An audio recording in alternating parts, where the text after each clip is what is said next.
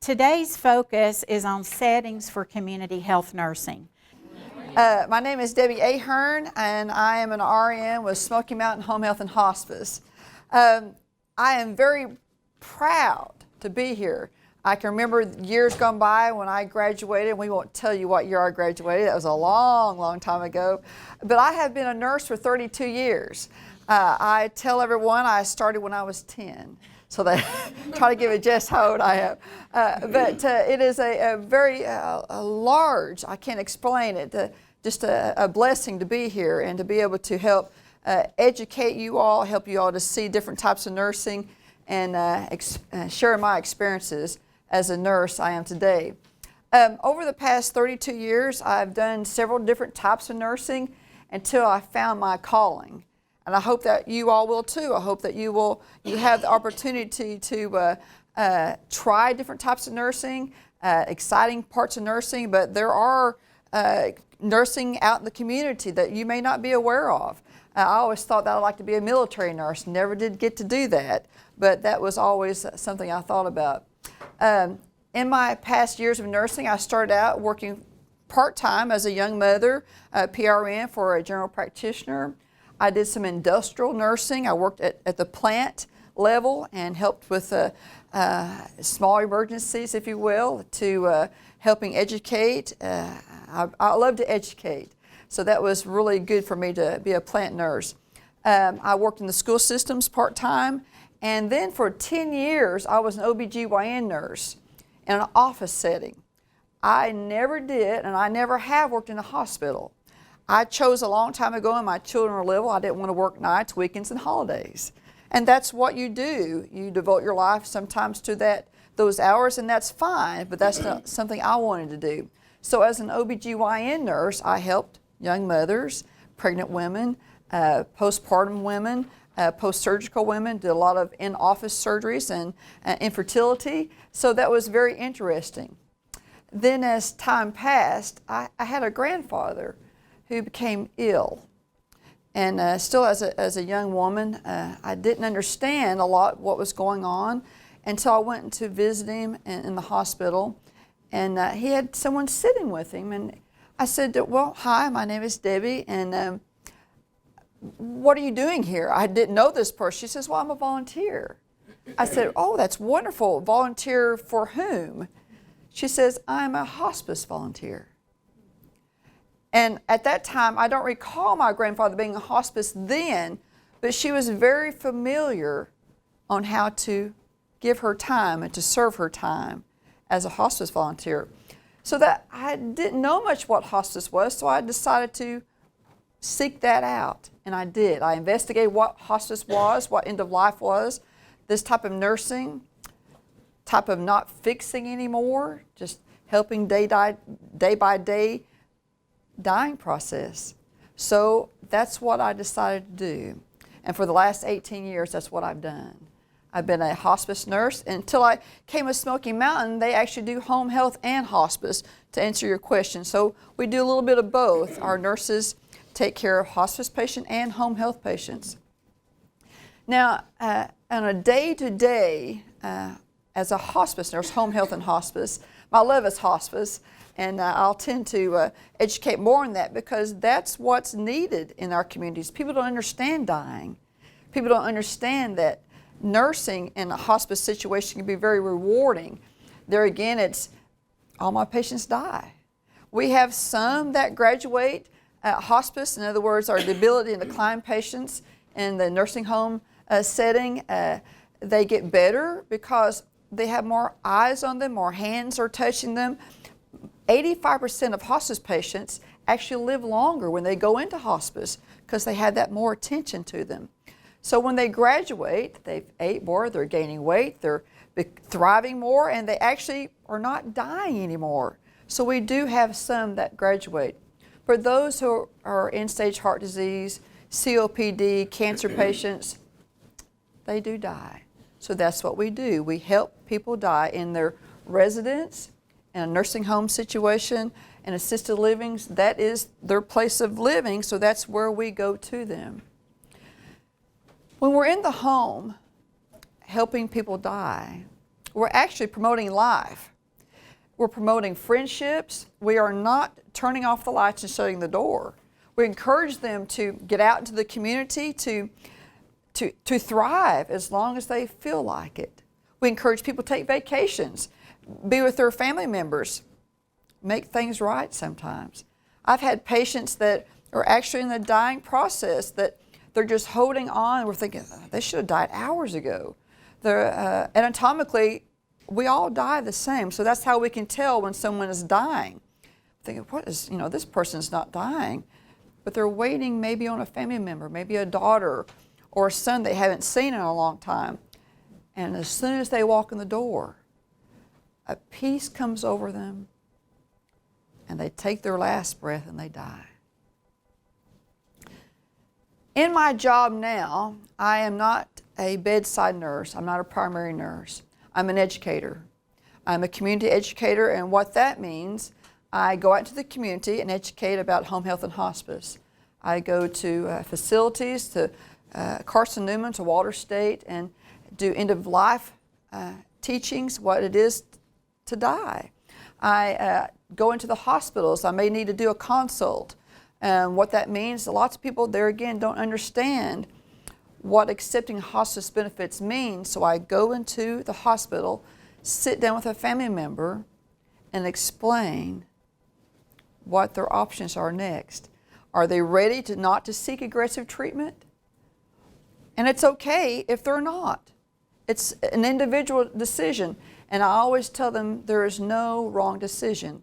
It is your decision. So that's part of my responsibilities now.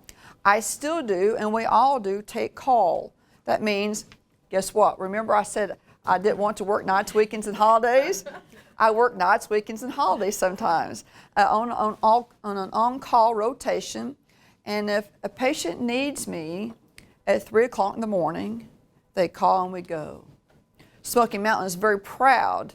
This is our motto. We go. So if we have a patient that's in a crisis situation at 3 o'clock in the morning, we go and we're able to actually administer medications without calling the doctor. Now, we have a medical director that works side by side with us, makes house calls with our patients. But I have standing orders that I follow. That means I have the verbal permission to care for my patients and administer medications that they may need in a crisis situation. So we can think by ourselves out in the road at 3 o'clock in the morning, out in their homes. So that's something that we do. Some challenges that I may have. I think one of the hardest challenges is when I'm educating the community, is explaining what hospice is, different from home health.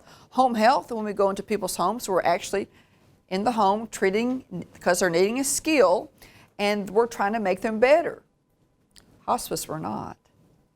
We're trying to help them die, but promote living at the same time. We're trying to help their family members understand we're comfort care nurses. We're not here to fix, but we're here to promote comfort at different levels or whatever level they need. It may be just when our CNAs go in to give a bath that they don't feel like it today. They just need someone to hold their hand. So the hardships of our job is not hard on us, is trying to help the patient and the caregiver through this process, because it is a process. It takes time. That's why we encourage our physicians and our family members to take hospice long before the last 2 or 3 days of life. We can't provide good hospice care at the last 3 or 4 days of life. A doctor can actually give us a referral on someone they may think may be dying, maybe, don't have to, dying in the next 6 months. Can they live longer? Sure they can. Can they still have hospice? Sure they can. They just may be digressing at a slower portion, a slower way of dying, and that's okay. But they also may die sooner. And that's where our challenges are, to help our families and our patients get ready. Most of the time, our patients are at peace. It's the family members that are struggling. Let's see. One of the most things I enjoy about my job I think is there again is the educating, is helping people to understand what hospice is, what dying is. One of my most wonderful experiences are when I've been in the home and I'm at a home where my patients are in the process of dying, and I'm there at the brink of death, holding their hand, helping their families until they take their last breath. I've made wonderful friendships with my patients and my caregivers. We encourage that. We encourage bonding. But I think the only way that you can really experience dying, my job, is I'm going to tell you a story. Years ago, I had a patient. Her name was Sandra. She was 42 years old, and I admitted her to hospice.